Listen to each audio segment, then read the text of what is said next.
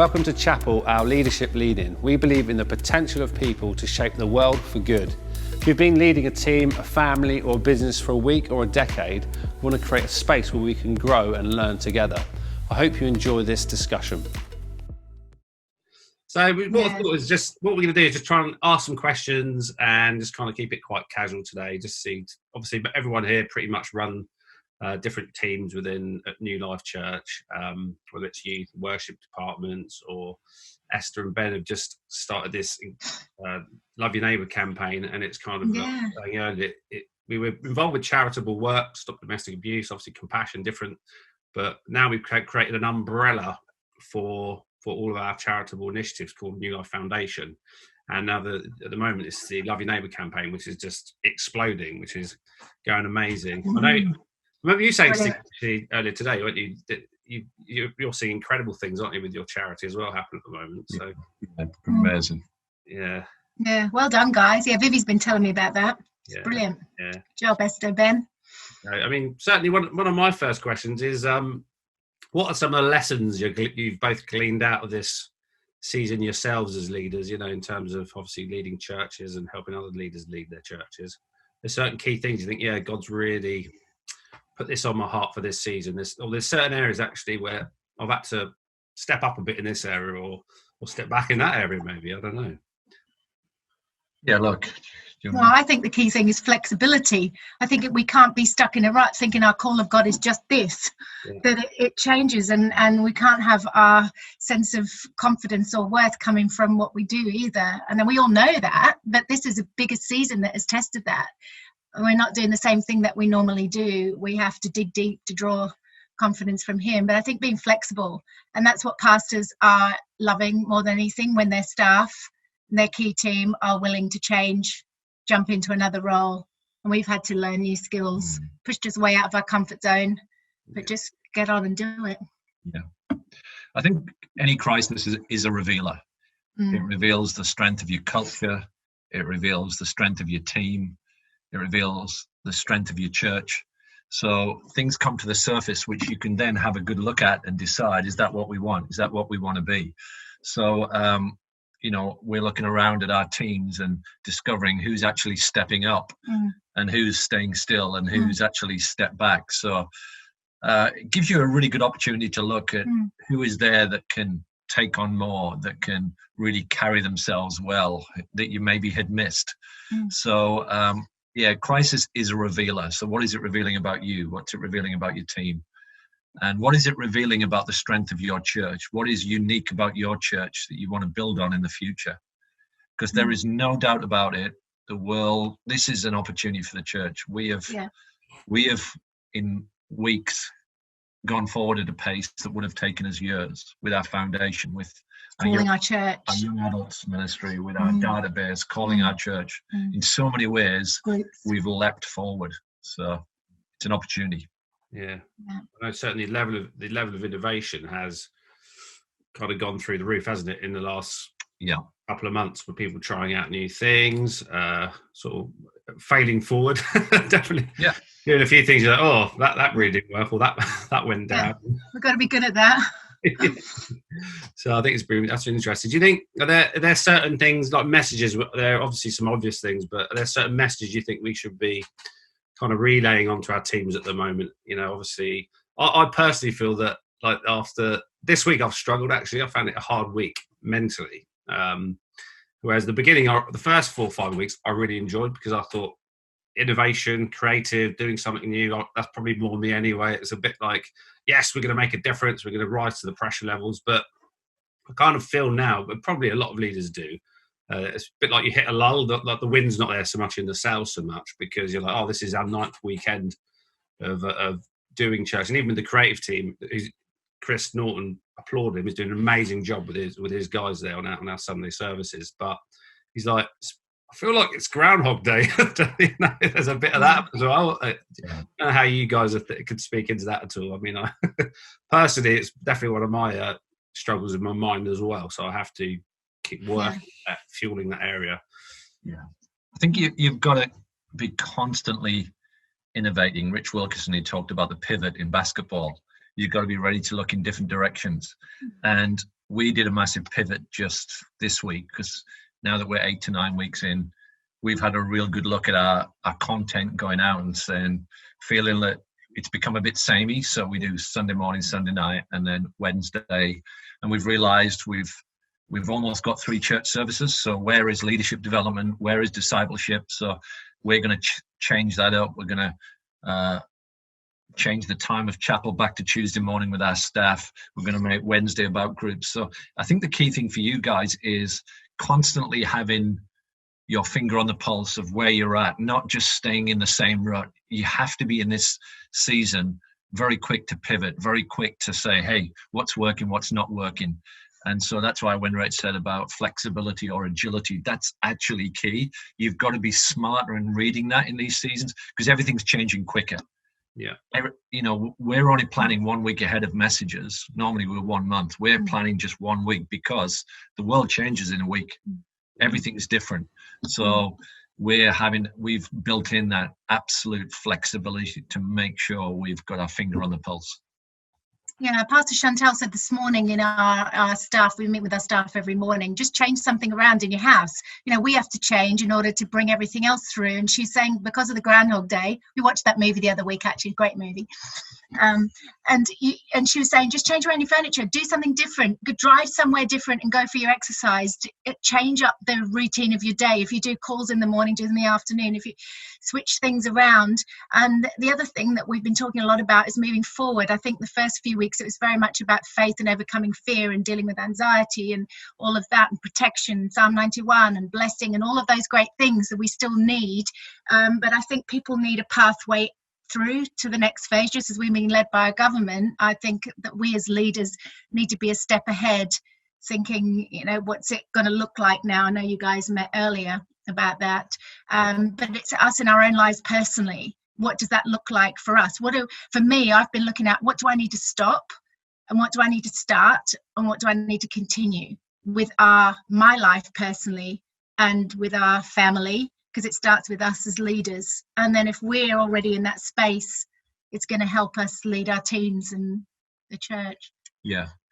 It's kind of like this. We talked about this earlier, Matt. It's this tension between consistency and creativity. The certain things have to stay the same. In the storm, you need an anchor point. So church will always be these things. But also, where do you introduce creativity? It's fresh, it's new. Otherwise, people will get very bored with online church very quickly. So how are you switching it up? How are you introducing different elements? So for your own department, what's that tension between consistency and creativity? Yeah, it's really, really good. So I was just taking notes as we were going. Mm-hmm. The second time. Yeah, so it takes me 3 or 4, 5 times before it goes in there. So I have to start writing essays. You're a smart boy, man. Smarter than you realise. Oh, I appreciate the encouragement. Yeah, that's really good actually. Stop the start and the continuation as well. What areas are we consistent in? So I suppose it's like the purpose of church, your worship, some kind of fellowship, discipleship. You're saying earlier as well that possibly one of the options we were looking at was doing house church on a Sunday, because at the moment we run chapel still at 10 a.m. on a Wednesday, and then we have evening life groups. But you were saying, what I quite liked about what you said earlier is that you were saying that actually you got a plan with kind of the end game in your mind as well. So it's not just how can we get it through it now, it's actually now what you want your church to look like in 6 months time or so one of the issues that came up for us was, should we move groups to around our Sunday services? John actually threw that in, and when we talked about it, one of the things that we've really worked hard to build in our particular church is our Sunday night service, really make it aim at young adults. And so what we thought about was we thought about pulling Sunday night as well and just focusing on Sunday morning, all groups around that. But then we thought, well, what do we want church to look like in a year's time? Well, we want great Sunday morning services, great Sunday night services, and then we want strong buy-in midweek into groups. So we thought, if that's what we want to go for long term, why change it now and then change it all up again in 3 months' time?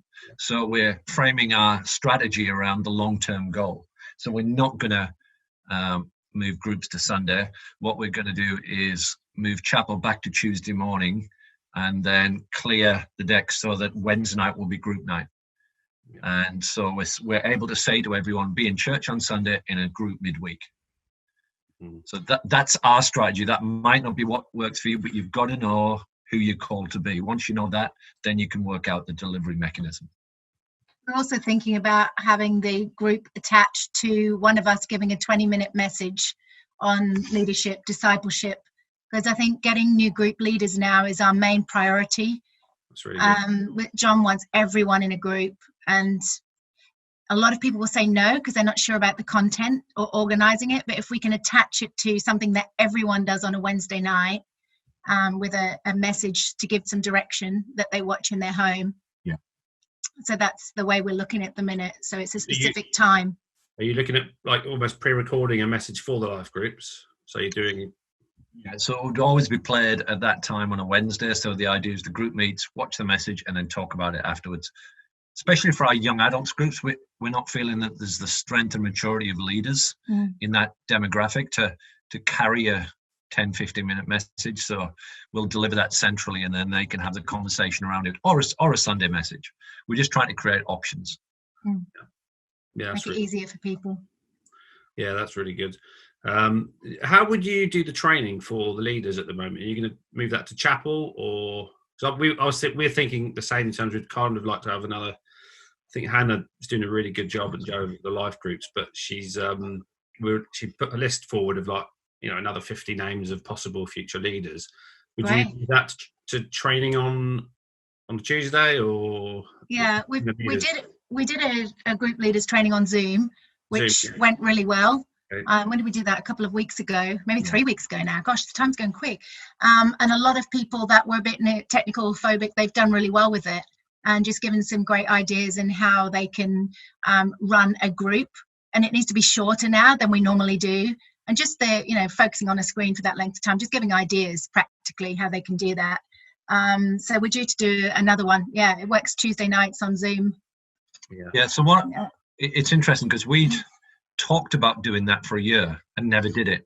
But this crisis has forced us to start using technology effectively. And I can't imagine us ever now calling all group leaders to come into a room again midweek. I think we'll just use Zoom. Yeah. The other thing we're probably going to do Wednesday nights now. The other thing we're probably going to do is put all the training and video record it. So John Chantel to do a couple, me and Rach do a couple, just snappy 15-minute ones. Do 4 of them, and then that's the training, and so people can use it whenever they want. So I think one of the things you guys have to wrestle with is what's that tension with technology? How much stuff do you want to do through technology? How much stuff live? How are you going to combine them over the next 4 or 5 months? But I think as a church, we've come forward massively. So let's keep that going, and let's figure out what we can do smarter with technology and what still requires the face-to-face. Yeah, that's one of the stop, start, continue things. Yeah. And training online is so much better because you don't necessarily need to be with everyone for that. Yeah, it's really good. Yeah, we've had a few challenges.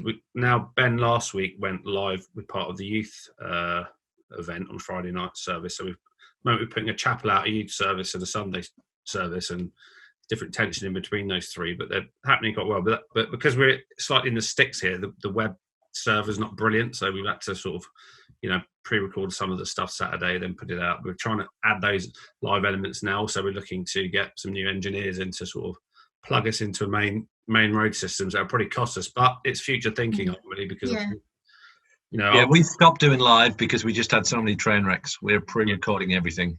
Oh, okay, as well. All right. But it does throw up an interesting question for you all as leaders, and that is, what staff positions have become more valuable as a result of this? So anything to do with technology, digital stuff, it's now become a lot more valuable and worth investing in. So you've got to think that through.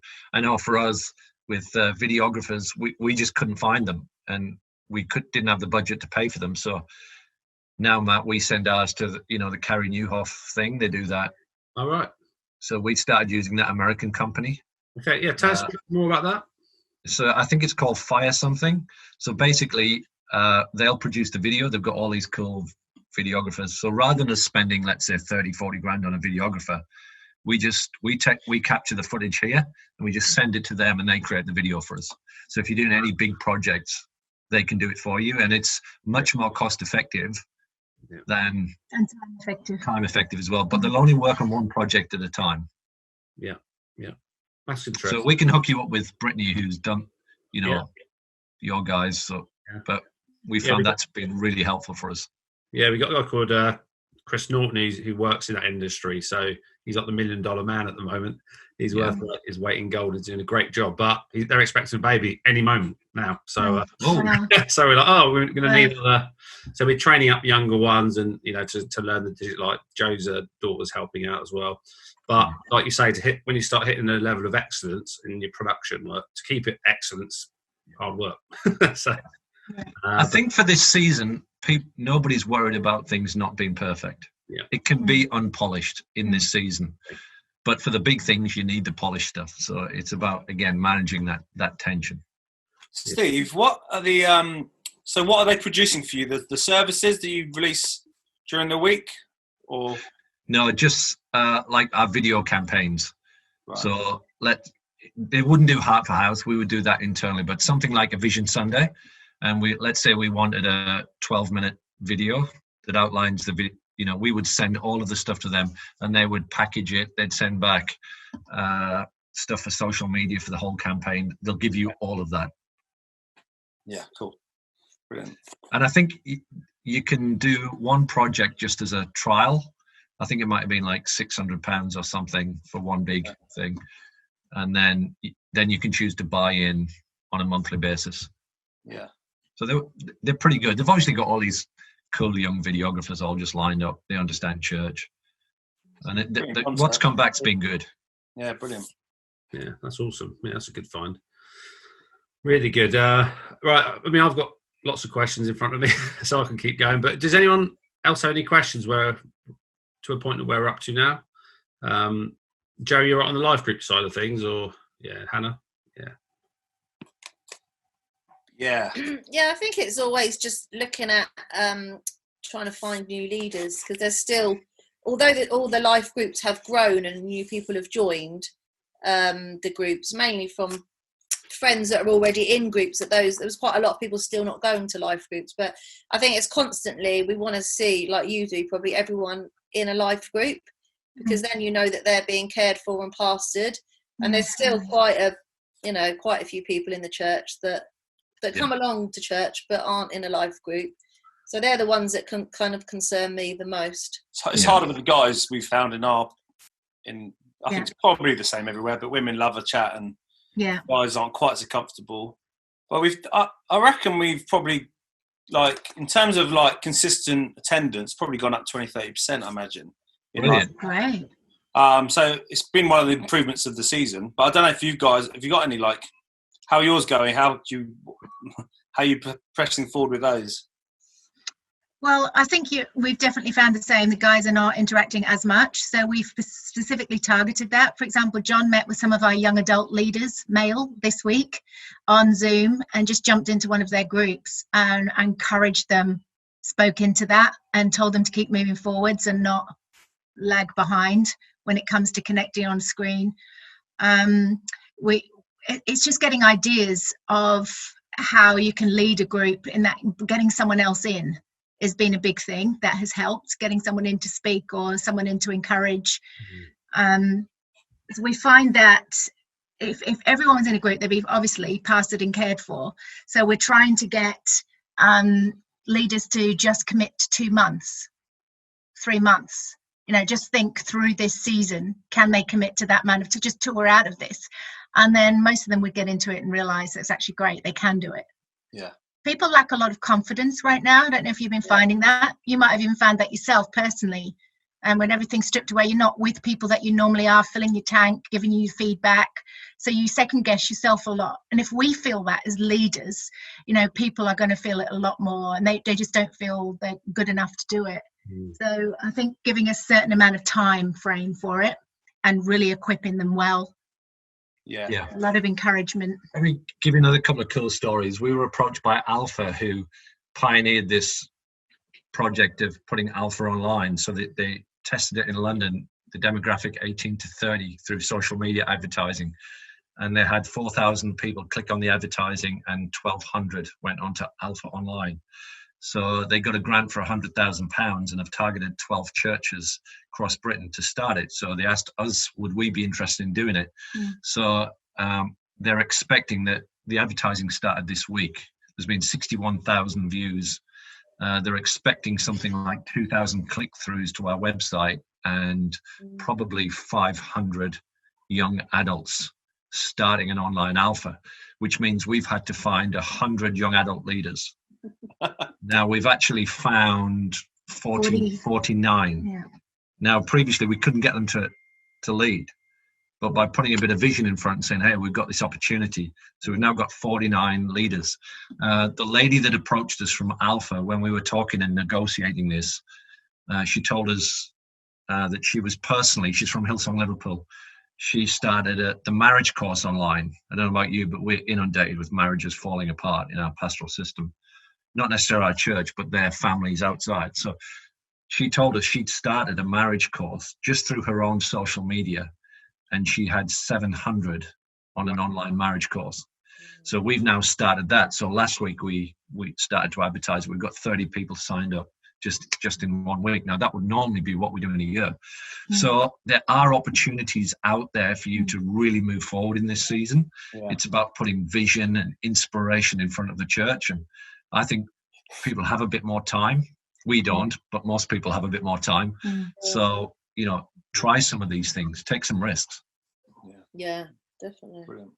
I think that's the key. If something's already structured, like a marriage course, Alpha, attaching groups to one of us speaking, it helps people because it's not so ambiguous and they don't doubt themselves with content. Yeah, I like what you said about as well about putting like an end game to the starting a life group. So do it for 3 months. So I was reading Kerry off this week about, a lot of people when they take on a ministry position, it's like Hotel California. You can't get out, can you? So it's kind of so there's a sense of actually just adding a bit of do it for this season and then reevaluate. You might love it, you might develop, you might grow, or you might want to have a change of scenery. So yeah, that's really, really good. And even using the tactic, can you help us in this season? It's a big thing. Most people want to help. They want to help somehow somebody in this season. And it's a way that they can help you, pastor, just to lift the load in this season. Most people are willing to step up and help. Yeah, that's really, really good stuff there, wasn't it? Really good. Are there any other questions while we're on to this section? What night do you run your Alphas and the marriage course? Is that Wednesday as well? No, it's going to be on Tuesday night, just so because it doesn't, for these people, they wouldn't attend chapel, so we've moved it around chapel. Great. So yeah, they're both going to be on Tuesday. So we're actually wrestling with this at the moment, because at the moment you've got Tuesday night for those groups, and you got Wednesday night, and you got creative, and we'd worked really hard to get everything into one night a week, and since lockdown it's all crept back in. So one of the reasons we're going to pull chapel out is to simplify it again. I think in the first 6 weeks everyone was willing to do whatever. I think now we're getting back into, well, this is just our pattern, and people aren't willing to be out every night on Zoom. So we're strategically pulling it back into be in church on a weekend and then be in a group, trying to keep it simple for people. Yeah, that's working well. It's good.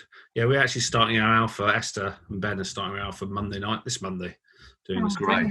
So it's exciting, isn't it? Making it happen. You guys are great with Alpha. Good job.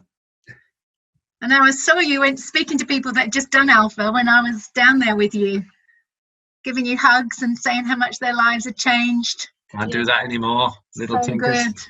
Good. No, it's really great. There's people signed up for Alpha. I don't even know, so it's really exciting. Wow. I can't put a face to their name at the moment, which is new for me. So it'd be exciting to meet them all on Monday night at 8 o'clock. Brilliant. We're praying for that. Good job, guys. How are you finding it, Steve? With us, I suppose one of our challenges is with the connection after making the prayer, the decision on a Sunday. We've used the Craig Rochelle platform online. Yeah, so there's Phil doing a great job with that, and so there's a clicker button for raising your hand that you can press, but it doesn't really give you any information or anything like that. we have a Connect at New Life Church. They can press as well. But do you have a better way of doing that where you can connect with responses to the Sunday service? At the moment, it's been hit and miss. Yeah. To be honest, no. We looked at our system, then I looked at the Craig Rochelle one. I thought I prefer that, and I told John that. But it's too much. Going to be too much effort for us to shift. What we have done is we've added a phone number, so people can text or call, and we've now just agreed this weekend of 1, 2, 3. So if someone has made a decision, we want you to do 1, 2, 3, and we're going to do that after every service. So number 1 is let us know either in the chat or by text, mobile, pressing the button or whatever. Number 2, download the Bible app, and number 3, come and visit us again in online church. So we're just going to keep to those 1, 2, 3 things because people can remember them. Yeah, we haven't been getting a lot. We've been getting average 2 decisions maybe. We had 7 new people connecting this week, and they're all women. Yeah. So it's interesting. A lot of the men don't respond in that format. We're hoping it might change now. We've got the mobile number a bit more, but it's all women. It's interesting. I think that's true across churches. Yeah. They've dropped the decision numbers. Yeah. Go on, Phil. Now, with just a more of a technical question, with the mobile number, you putting a full mobile number up in the screen, or are you using one of those short codes? No, we're putting the full number up, and it's a mobile. It's only dedicated. That's all it's there for, purely for those texts and calls. Yeah, it's good. Yeah, we're looking into that. I was looking at putting a short number, just a 5-digit number that would be quicker and easier for people to use, but it's a bit more expensive to set up. So. Did you see Rich Wilkerson? He had the number on his shirt when he preached. I saw that. That's cool. Yeah. Good idea. Yeah, we're thinking the same. We're planning for this Sunday to have a mobile number as well, aren't we, Phil? When I get time. I'd like to see the number on your forehead, Matt. Put the number across there, Matt. I've been room for a long one. Yeah, we just bought a phone, stuck it up there. Yeah. But not had too much success with it yet, but we've only had it really 1 week. Yeah, we're looking to get that going this week. So Phil, I'll put a t-shirt on. But Matt, we've the way we've philosophized this is a season of sowing. Yeah. So with our Soul Foundation, with our online church, we're really sowing, and we're believing that when they come in the building, that's when we're going to see the harvest. So we're not beating ourselves up. Yeah. We're just saying, we're going to sow, we're going to get the word out, people are loving it, and let's believe for a harvest down the track. Yeah. And we started praying before the service, our pre-service gatherings, and really believing for souls. As I think that we took the finger off the pulse a little bit for that. We were so worried about the content going out, but we've actually gathered as many as we can before the service and pray that it would go well and that people's lives would be touched. Yeah. Yeah, it's really did on Zoom beforehand, do you? Yeah. Do you guys gather before or after the service or not? Yeah, we do have an 8 o'clock, like a prayer meeting. Not this team per se, but we are. That was in my notes for this week as well. That we're probably going to try and get the production team to head up a church prayer time as well. It's with like you take anything from Wilbert really, just so we can gather more guys to pray into the service day. That's been one of the best things that we've done. Not just because of the prayer, but because we're connecting people. So we start with John and Chantel. They speak for 10 minutes from 10 o'clock till 10:10, and we've had, I think, 160 Zoomers on there, which equates to probably 250 people. Yeah. Once they've done their 10 minutes, then they break out instantly into their own teams. So you'd have your production team, your host team, your kids team, your youth team. Cafe team, and that way, creative team. you've just been family together. So you're creating a personal connection. And it's only a 10-minute meeting with John and Chantel, 10 minutes within your breakout, and then into church online. That's been one of the best things we've done because it's made it personal again. Yeah, people feel like they're still contributing even though they're not going to church. A lot of people were saying it was the toughest day of the week for them because they're really missing everyone on a Sunday. So having that extra personal connection before the service has really helped. Yeah. And we're building the team that way. We're inviting people that weren't on a team before just to feel a closeness of connection. Yeah. So we're actually adding to our teams. Good. Are you going to keep your, like at the moment we're still doing 9:30 and an 11? We were doing a 6. We've just put the 6 aside for a while, which is going out on Facebook because it wasn't a very good time really in terms of people cooking, that kind of stuff. Yeah. But you've just moved it to one service, haven't you? At 10:30 at the moment. It's 10:30 and 8 p.m. Oh, you still have an 8 p.m. We pushed it back from 5 till 8 because it was a bad time, 5 p.m. Yeah. But our numbers are still pretty strong in the 8 p.m. Yeah. So it gives parents a chance to put the kids down and then have dinner. Yeah. Enjoy come back if they're out exercising. So you do one in the morning, one. Is there a reason you did just the one mid-morning? Just go for like the prime time? Is that what you just decided to do? Yeah. Yeah. And then it's available on catch up, so people can watch it whenever they want. Yeah. Less people are there at the time, but just as many people are playing catch up with it. Yeah, watching it on YouTube later or something like that. Yeah.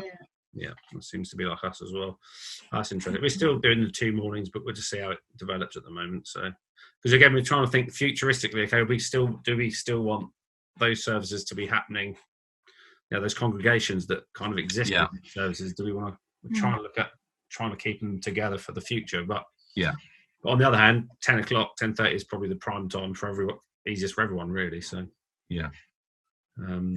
With the teams that served in those particular services, we had 10:30, 12:30. They still meet as teams. They still meet as services, so they've still got that sense of identity and together. Yeah. So in the PSG, they break down into their 8 a.m. team, their 10 o'clock team, their 12 o'clock team. Yeah. That's good. I've forgotten what the service times were. I know. It's like another era. Seems like a whole life ago. Yeah, it's really good. Some of the just big questions, like we're talking about preparation for the future earlier on, Steve, in terms of you were thinking, like you mentioned drive-through church or something like that earlier on. I thought that was someone mentioned to me that to me this week as well. What was the thinking behind that? So we split our church into four. Well, it was three teams. We had a team that focused on content, that's online. Then care, that's pastoring. Then our community. But we recently added a fourth team, which we call the curve, because we want to be ahead of the curve. So we're trying to predict what Boris is going to do. So he said there's a possibility on the 1st of July. So we set our auditorium up. We thought that would suck. We'd only get 100 people in.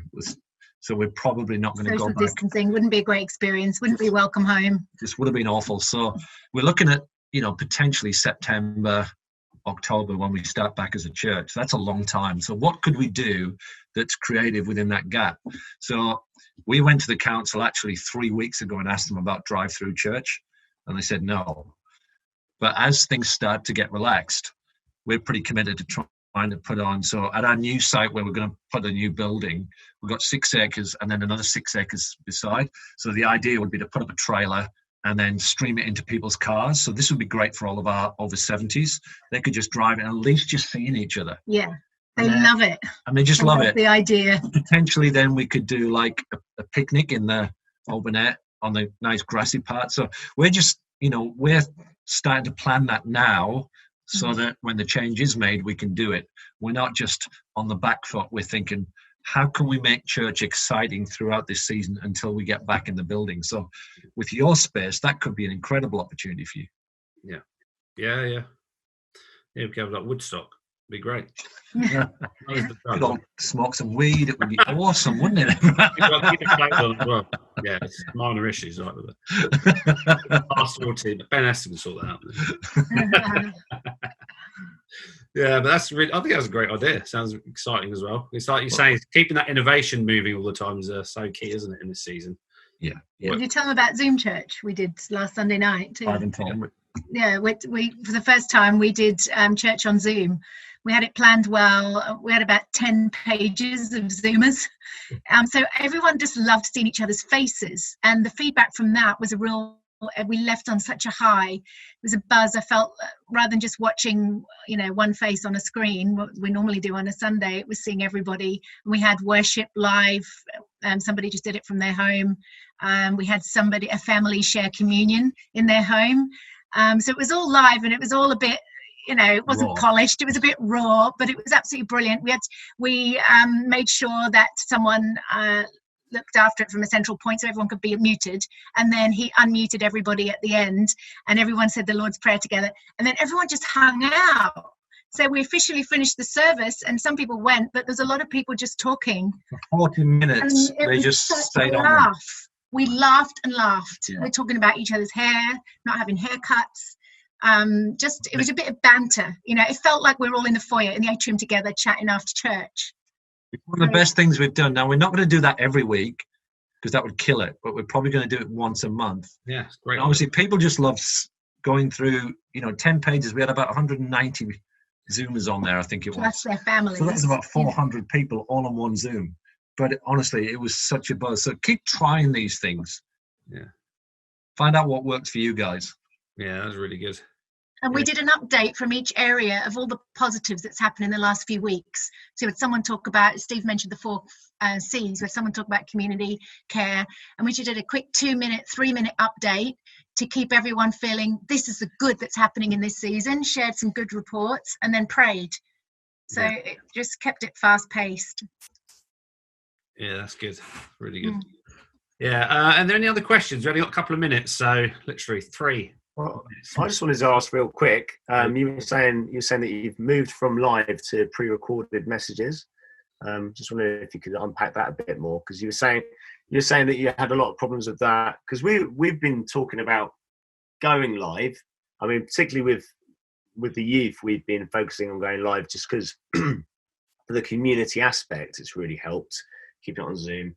But yeah, could you unpack that? Because rather than us just suddenly shooting into doing things live rather than pre-recorded, could you just talk through some of your thought processes in that? Yeah, so we tried to do chapel live to alleviate the stress on the production team. But 3 Wednesdays off the trot, we had major issues. It wasn't set up properly. It looked hideous. This week, Rach was preaching, doing an awesome job, and all of a sudden, it just disappeared. And so we had 3 consecutive weeks of that, and we just made a decision we're never going to do anything live again, just because of the risk to it crashing, something happening externally that we have no control over, and it's very difficult. And once you've lost people, you've lost people. So for us, we could get a better product, and then it's a lot safer just to put it up there. Now that's only for our 2 Sunday services in chapel.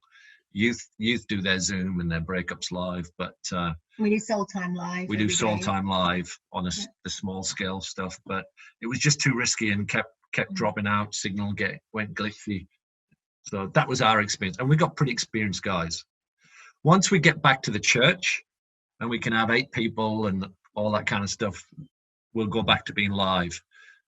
But in our little studio down the road here, it's proved just too demanding. Too much pressure on the guys as well. Yeah, I've got a pizza emoji stuck on my face on Friday night, but it was live and it crashed, and the pizza emoji was just stuck on my face for about 5 minutes. But that seems to be the best part of the night. Yeah. That's brilliant. Love it, Ben. You've got to have some laughs. Yeah, you've got to keep laughing. Yeah. Don't let things get too tense. Yeah, I mean, I was on a meeting with Matt, and John called me. I spent all day yesterday preparing the preach, and they recorded it, and then they played it back to check it today, and it was glitchy, so they can't play it this week. So we're going to play Craig Rochelle or something. So I'm sure that way. We're all going through this together, guys. It is what it is. Keep being agile, keep being flexible. I don't care. I'll record it again. It'll be better for the next time, for next week. Yeah, that's good. Yeah, my face kept freezing. It freezed in the most horrible position on Wednesday. I looked awful. Anyway, sorry, girls. I'm sure you'll sympathise. Oh, that's good. Yeah. We might have to wrap up now. Is there any lasting question? I mean, I know you're doing amazing things with the Soul Foundation as well, aren't you? You said about the amount of meals. That's been one of our things that's really taking off. And we were talking earlier about, I think Esther just keeps getting more and more connection in terms of local councils, local food banks. It's just gone massive. And have you had any thoughts about that in terms of we've got to obviously put boundaries around it, but obviously it's those small acts of kindness which are making the big difference right now, aren't they, as part of this movement? Yeah, it's a huge opportunity. People love it. I mean, we've gone from feeding a few hundred to 27,000 people this week. So our goal is 30,000 meals per week for 6 months. We've secured nearly £500,000 worth of funding. So it's incredible. But So on every single piece of food that goes out, we have a Jesus Cares sticker. So that's literally every, you pick up, yeah. So we're going hard with that, and we're believing that's going to be seen. That's brought us to the table. It's given us credibility with the council. Yeah. But at the same time, you got to be careful, because people will only want to give to that and not to the church. And people need to be giving to the church. So there's a whole set of tensions that brings with it that you've got to be really strategic about. So we've been working on our Soul Foundation for about 2 years to get it to this position where it's ready for that. Yeah. Don't overextend yourself, but do all the good you can. People love to see churches that are meeting real needs. Yeah, it's really good, isn't it? It's amazing. It's an amazing difference. And it's a bit like you were saying about the sowing power of that at the moment is incredible. Not just here, it's nationwide. It's all going up. Yeah. You guys are actually doing great. You're doing much better than you think you are. The quality of the stuff that goes out, you've kept strong, you've kept moving forward. So I'm believing when you do come back, you will have lost a few, but you'll have gained a lot more. Yeah. So just keep holding on to that. You're doing phenomenal, guys. The numbers of people that were attending your church before this was unbelievable. I was saying to Matt, do you realize what you've got down there? And that's you guys, your leadership. So seriously, the numbers you pull in Alpha, in your growth track, like you're streets ahead. Yes. Streets ahead. You're doing phenomenal, guys. So don't forget that. You're doing much better than you think you are. Yeah, you're brilliant at what you do. Yeah. You're awesome, Vivi.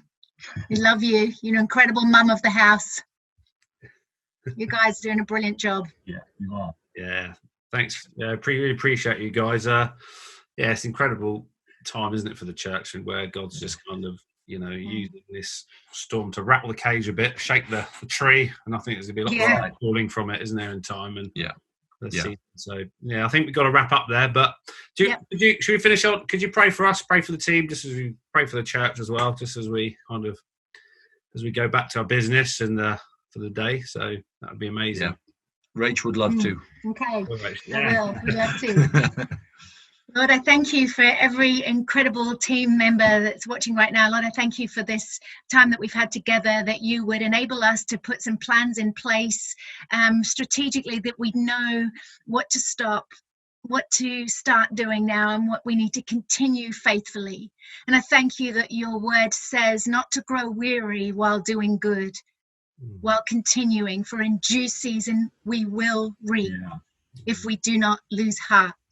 I pray for strength for every heart, Lord, for these incredible leaders here and friends of ours, Lord, that you would strengthen their hearts. Give them an extra confidence in who they are and who they're called to be. I pray there be a lightness in their spirit. Lord, renew the joy of their salvation. Bless their families, their finance. Yes. Lord, there be something that comes out of today and this week that would be fresh. And I pray your blessing over the entire church. Yes, Lord, I thank you for those that are connecting, those that are coming to know you, those that are being connected with through the community outreach and through Alpha on Monday night. I pray your blessing on that many, many will come to know you and fill in the team when they connect with people online that make decisions. Lord, I pray there'd be more and more of that, where people would respond and their groups would be stronger than ever. Lord, it would be like the early church, it would multiply. So we thank you for your blessing on Viv and Matt, the whole family, in Jesus' name. Amen. Amen. Amen. Brilliant. That was absolutely amazing, guys. Really appreciate it, as usual. Matt, let me just share one little thing. I did something for Rich Martin this week, and he kind of prophesied over me, shared something with me that was really powerful. He talked about Samson when he was blinded and the final part of his life, that he went against the temple of, I think, Dagon, and somebody placed his hands on the columns, and then supernaturally God allowed him to bring it down. And Rich spoke over me that there was going to be people that were going to place our hands in the right places to make so much more of an impact. And I'm believing that for your church. Amen. I felt that come to the surface for me. When it comes to your building and the project and the finance for it, I'm believing that God's going to strategically place his hand in your hands to make maximum impact in your town and even beyond your town. So believe that for you guys, for all that you're doing. Yeah. The best really is yet to come for you guys. So keep it up. All right? Yeah, you're awesome. All right. Sending big hugs to you all. Thank you. Yeah. So good to see you. Can't wait to see you again. You guys. Yeah. Cheers. I'll see you later on. Thank you so much, guys. Be blessed. Bye. Thanks for being part of today's leadership chat. We want to keep adding as much value as possible to our teams each week. Learning is not a one-time event or a periodic luxury. Great leaders in great companies recognise the ability to constantly learn, innovate and improve is vital to their success. Growth doesn't happen overnight. It's the force of teams working together for the common good on a weekly basis. Blessings, family.